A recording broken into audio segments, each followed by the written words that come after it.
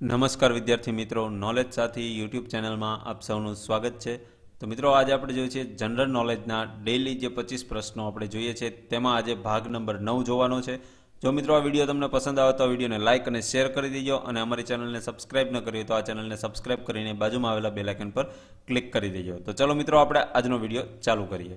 તો તેમાં સૌથી પહેલો પ્રશ્ન જોઈએ કે ભૂકંપના કારણે કચ્છમાં થઈને વહેતી સિંધુ નદીનો પ્રવાહ क्या वर्षथी बदलाई गयो छे।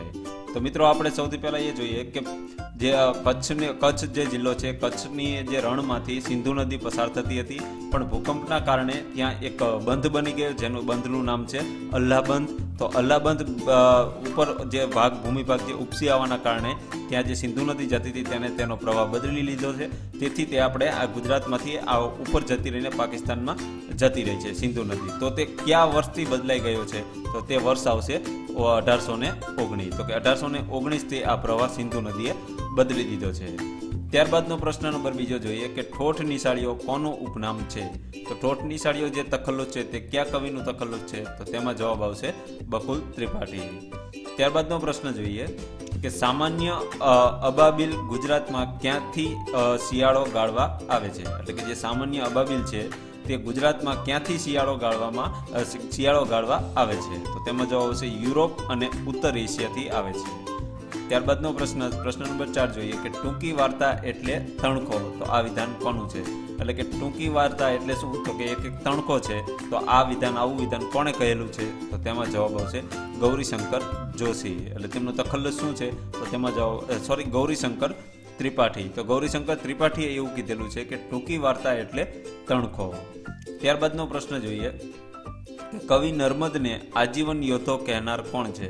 तो कवि नर्मद ने क्या कविए तेमने आजीवन योद्धा तरीके ओळखवामां आवे छे એટલે કે તે બિરુદ આપવામાં આવ્યું છે તો તે કવિનું નામ છે વિશ્વનાથ ભટ્ટ। તો વિશ્વનાથ ભટ્ટે કવિ નર્મદને આજીવન યોદ્ધો કહે છે। ત્યારબાદનો પ્રશ્ન જોઈએ કે મધ્યકાલીન ગુજરાતી સાહિત્યમાં આખ્યાન શિરોમણી કોણ ગણાય છે। तो आख्यान शिरोमणी मध्यकालीन गुजराती साहित्य में कोण छे तो तेमां जवाब छे प्रेमानंद। अने आख्यानना पिता कोण छे तो आख्यानना पितानुं नाम छे भालण। अने पण जो आख्यान शिरोमणी के तो तेमां जवाब आवशे कवि प्रेमानंद। त्यारबादनो प्रश्न जोईए कि भौगोलिक दृष्टिए कच्छ अने सौराष्ट्र क्या नामे ओळखाय छे। એટલે કે ભૌગોલિક એટલે ભૂગોળની દ્રષ્ટિએ કચ્છ અને સૌરાષ્ટ્ર क्या નામે ઓળખાય છે તો તેમાં જવાબ આવશે દ્વીપકલ્પીય ગુજરાત। એટલે જે કચ્છ અને સૌરાષ્ટ્ર આ બંને પ્રદેશને દ્વીપકલ્પીય ગુજરાત તરીકે ઓળખવામાં આવે છે। ત્યારબાદનો પ્રશ્ન જોઈએ કે સિદ્ધપુરના કયા સરોવર પાસે માતૃશ્રાદ્ધ કરવામાં આવે છે। એટલે કે માતૃશ્રાદ્ધ માટે જાણીતું સિદ્ધપુર તે કયા સરોવર પાસે તેનો માતૃશ્રાદ્ધ કરવામાં આવે છે તો તે સરોવરનું નામ શું છે તો તેમાં જવાબ આવશે બિંદુ સરોવર। તો મિત્રો પ્રશ્ન કેટલા બને આમાં કે બિંદુ સરોવર ક્યાં આવેલું છે તો કે સિદ્ધપુરમાં। અને સિદ્ધપુર કયા જિલ્લામાં આવેલું છે તો કે સિદ્ધપુર આવેલું છે પાટણ જિલ્લામાં। અને જે સિદ્ધપુર જાણીતું છે માતૃશ્રાદ્ધ માટે તો માતૃશ્રાદ્ધ કયા સરોવર પાસે કરવામાં આવે છે તો કે બિંદુ સરોવર પાસે। તો મિત્રો આટલા આપણે પ્રશ્નો બને છે તો તમે આ જરૂરથી ધ્યાનમાં લઈ લેજો। ત્યારબાદનો પ્રશ્ન જોઈએ કે ગુજરાત બહાર પૂજ્ય શ્રી મોટાએ क्या आश्रम स्थाप्यो હતો। તો જે ગુજરાતની બહાર જે પૂજ્ય મોટાએ જે આશ્રમ સ્થાપેલો હતો તો ક્યાં સ્થાપ્યો હતો તો તેમાં જવાબ છે કાવેરીને કાંઠે કુંભકોણમાં। તો કાવેરીના કાંઠે જે કુંભકોણમાં જે પૂજ્ય મોટાએ આશ્રમ સ્થાપ્યો હતો। ત્યારબાદનો પ્રશ્ન જોઈએ કે ગુજરાતી ભાષાના જાણીતા વિજ્ઞાન પાક્ષિક અને તેના પ્રકાશનનું નામ જણાવો। કે જે ગુજરાતી ભાષામાં છે જે એક જાણીતું વિજ્ઞાન પાક્ષિક છે તો તે પ્રકાશનનું નામ શું છે તો તે પ્રકાશનનું નામ છે સફારી। તો સફારી કોએ ચાલુ કર્યું તો કે નગેન્દ્ર વિજય। ત્યારબાદનો પ્રશ્ન જોઈએ કે ગુજરાતના કયા શહેરમાં શાહ આલમ સાહેબનો પ્રસિદ્ધ ઉર્સ ભરાય છે તો તેમાં જવાબ આવશે અમદાવાદ શહેરમાં। તો કે પ્રસિદ્ધ ઉર્સ ક્યાં ભરાય છે તો કે અમદાવાદમાં। અને ઉર્સનો આપણે પ્રશ્ન અગાઉ પૂછાઈ ગયેલો છે તો મિત્રો આ પણ તમે ખાસ ધ્યાનમાં લઈ લીધું કે જે શાહ આલમ સાહેબનો પ્રસિદ્ધ ઉર્સ ભરાય છે અમદાવાદ ખાતે। ત્યારબાદનો પ્રશ્ન જોઈએ કે ગુજરાતના કયા કવિને રાષ્ટ્રીય શાયરનું બિરુદ મળ્યું છે તો મિત્રો આ તો તમને ખબર જ હશે કે ઝવેરચંદ મેઘાણી। તો ઝવેરચંદ મેઘાણીને રાષ્ટ્રીય શાયરનું બિરુદ મળ્યું છે અને કોણે આપેલું છે તો તેમાં જવાબ આવશે મહાત્મા ગાંધીજીએ। તો મહાત્મા ગાંધીજીએ ઝવેરચંદ મેઘાણીને રાષ્ટ્રીય શાયરનું બિરુદ આપેલું છે। ત્યારબાદનો પ્રશ્ન જોઈએ કે કાનડે પ્રબંધનો મુખ્ય રસ કયો છે। તો કાનડે પ્રબંધ જે કૃતિ છે તેનો જે એના લેખક કોણ છે તો કે પદ્મનાભ। તો પદ્મનાભ દ્વારા જે લિખિત કાનડે પ્રબંધ છે તેનો મુખ્ય રસ કયો છે તો તેનો રસ છે વીર રસ। ત્યારબાદનો પ્રશ્ન જોઈએ કે કયા જિલ્લામાં જેસોર રીંછનું અભયારણ્ય આવેલું છે, એટલે કે આ જેસોર રીંછ અભયારણ્ય ક્યાં આવેલું છે? જેસોર રીંછ અભયારણ્ય આવેલું છે બનાસકાંઠામાં. ત્યારબાદનો પ્રશ્ન જોઈએ કે દાઉદી વોરાઓનું ઉત્તર ગુજરાતમાં આવેલું તીર્થ સ્થળ કયું છે? કે જે દાઉદી વોરાઓનું જે ઉત્તર ગુજરાતમાં આવેલું છે તે તીર્થ સ્થળ કયું છે? તો તે તીર્થ સ્થળનું નામ છે દેલમાલ, કે જે દાઉદી વોરાઓનું તીર્થ સ્થળ છે. ત્યારબાદનો પ્રશ્ન જોઈએ કે પંચાયતોના સર્વાંગી વિકાસ માટે ગુજરાત સરકાર દ્વારા કઈ યોજના કાર્યરત છે? તો કે ગુજરાતની એક એવી યોજના કે જે પંચાયતોના સર્વાંગી વિકાસ માટે ચાલે છે, તો તે યોજનાનું નામ શું છે? તો તે યોજનાનું નામ છે તીર્થગ્રામ યોજના. ત્યારબાદનો પ્રશ્ન જોઈએ કે સ્થાપત્યનો ઉત્તમ નમૂનો એવો અમદાવાદનો ભદ્રનો કિલ્લો બાંધવામાં કેટલા વર્ષ લાગ્યા હતા? કે જે એક સ્થાપત્યનો ઉત્તમ નમૂનો છે જે અમદાવાદમાં આવેલો ભદ્રનો કિલ્લો, તો તે ભદ્રનો કિલ્લો બાંધવામાં કેટલા વર્ષ લાગ્યા હતા? તો તે કેટલા વર્ષ લાગ્યા હતા? તો તેમાં જવાબ છે 7 વર્ષ. ત્યારબાદનો પ્રશ્ન જોઈએ કે ગુજરાતી સાહિત્યમાં ભવાઈ સંગ્રહ નામનો ગ્રંથ કોણે સંપાદિત કર્યો હતો? તો જે ભવાઈ સંગ્રહ જે ગ્રંથ છે તે કોણે સંપાદિત કર્યો હતો? તો તેમાં જવાબ આવશે મહિપતરામ નીલકંઠ. તો આ ભવાઈ સંગ્રહ ગ્રંથ જે મહિપતરામ નીલકંઠ દ્વારા સંપાદિત કરવામાં આવ્યો હતો. ત્યારબાદનો પ્રશ્ન જોઈએ કે કાંકરાપાર બંધ કઈ નદી પર આવેલો છે? તો કાંકરાપાર બંધ કઈ નદી પર આવેલો છે? તો કે તાપી નદી પર. અને તાપી નદી બીજા કયા નામે ઓળખાય છે? તો કે સૂર્યપુત્રી તરીકે પણ ઓળખાય છે.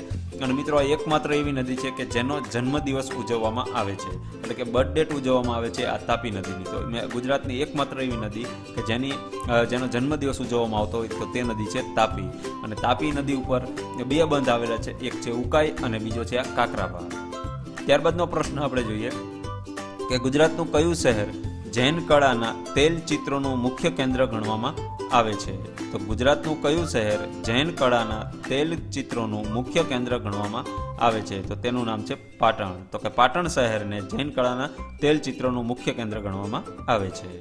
ત્યારબાદનો પ્રશ્ન જોઈએ કે જ્યાં જ્યાં વસે એક ગુજરાતી ત્યાં ત્યાં સદાકાળ ગુજરાત આ પ્રસિદ્ધ કાવ્ય કોણે લખેલું છે? તો મિત્રો તેમાં જવાબ શું આવશે? તો તેમાં જવાબ આવશે અરદેસર ખબરદાર. તો કે અરદેસર ખબરદારે જ્યાં જ્યાં વસે એક ગુજરાતી ત્યાં ત્યાં સદાકાળ ગુજરાત આ એક પ્રસિદ્ધ કાવ્ય રચેલું છે. ત્યારબાદનો પ્રશ્ન જોઈએ કે ગુજરાતમાં લાલ રંગનો ડોલોમાઇટ આરસ ક્યાં મળે છે? તો કે જે લાલ રંગનો જે ડોલોમાઇટ આરસ છે તે ગુજરાતમાં કઈ જગ્યાએથી મળી આવે છે? તો તેમાં જવાબ આવશે છુછાપુરા ખાતે. તો છુછાપુરા ખાતેથી લાલ રંગનો ડોલોમાઇટ મળી આવે છે ગુજરાતમાં. ત્યારબાદનો પ્રશ્ન જોઈએ કે ગુજરાત રાજ્ય દ્વારા એનાયત કરવામાં આવતો સર્વોચ્ચ પુરસ્કાર કયો છે? તો કે જે રાજ્ય સરકાર એટલે કે ગુજરાત રાજ્ય દ્વારા સર્વોચ્ચ પુરસ્કાર કયો એનાયત કરવામાં આવે છે? તો તેમાં જવાબ આવશે ગુજરાત ગૌરવ પુરસ્કાર. તો જે ગુજરાત ગૌરવ પુરસ્કાર જે છે તે ગુજરાત રાજ્ય દ્વારા સર્વોચ્ચ પુરસ્કાર છે કે જે ગુજરાત રાજ્ય દ્વારા એનાયત કરવામાં આવે છે. ત્યારબાદનો પ્રશ્ન જોઈએ કે ગુજરાતની સૌપ્રથમ લો યુનિવર્સિટી ક્યાં આવેલી છે? તો ગુજરાતની એવી સૌપ્રથમ લો યુનિવર્સિટી ક્યાં આવેલી છે? તો તેમાં જવાબ આવશે ગાંધીનગર. તો સૌપ્રથમ લો યુનિવર્સિટી ક્યાં આવેલી છે? તો કે ગાંધીનગર. ત્યારબાદના આજના વિડીયોનો છેલ્લો ક્વેશ્ચન જોઈએ કે ગુજરાતમાં કન્યાઓ માટેની સૌપ્રથમ પોલિટેકનિકની શરૂઆત ક્યાં થઈ હતી? એટલે ગુજરાતમાં કન્યાઓ માટેની સૌપ્રથમ પોલિટેકનિકની શરૂઆત ક્યાં થઈ હતી? તો તેમાં જવાબ આવશે અમદાવાદ ખાતે અને 1964માં. ક્યારે થઈ હતી? તો કે 1964માં અમદાવાદ ખાતે કન્યાઓ માટેની સૌપ્રથમ પોલિટેકનિક એટલે પોલિટેકનિક સૌપ્રથમ કન્યાઓ માટેની, તો અમદાવાદ 1964માં. તો મિત્રો આ આપણે જોયા જનરલ નોલેજના 25 પ્રશ્નો, જે એકદમ બેઝિક પ્રશ્નો છે, જે આપણે ડેલી આપણે 25 પ્રશ્નોનો વિડીયો આપણે દરરોજ સવારે 7 વાગે આપણે આવે છે આપણી આ ચેનલમાં. તો જો આવો ડેલી તમારે 7 વાગે વિડીયો મેળવવા માટે તમારે અમારી ચેનલને સબસ્ક્રાઇબ કરો અને બાજુમાં આવેલા બેલ આઇકન પર ક્લિક કરી દેશો એટલે તમને ડેલી 7 વાગે તમને નોટિફિકેશન મળતું રહેશે અને તમે તે પણ દરરોજના તમે જનરલ નોલેજ તમે તમારું ઇન્ક્રીઝ કરી શકો છો. દરરોજ આપણે 25 પ્રશ્નોનો વિડીયો બનાવીએ છીએ. જો મિત્રો તમને આ વિડીયો પસંદ આવે, અમારો પ્રયાસ પસંદ આવે તો આ વિડીયોને લાઇક કરી, શેર કરી અને આ અમારી ચેનલને સબસ્ક્રાઇબ કરીને અમને સપોર્ટ કરજો કે જેથી આપણે વધારે ને વધારે આવા સારા સારા વિડીયો આપણે બનાવી શકીએ. તો જો મિત્રો આ વિડીયોની તમારી જે પણ તમારી રાય હોય એટલે કે જે તમારું સજેશન હોય તે નીચે કમેન્ટ બોક્સમાં આપજો અને આ વિડીયોને લાઇક કરવાનું ભૂલતા નહીં. તો ચલો મિત્રો આ વિડીયો આપણે અહીંયા પૂરો કરીએ છીએ. જય હિન્દ, વંદે માતરમ.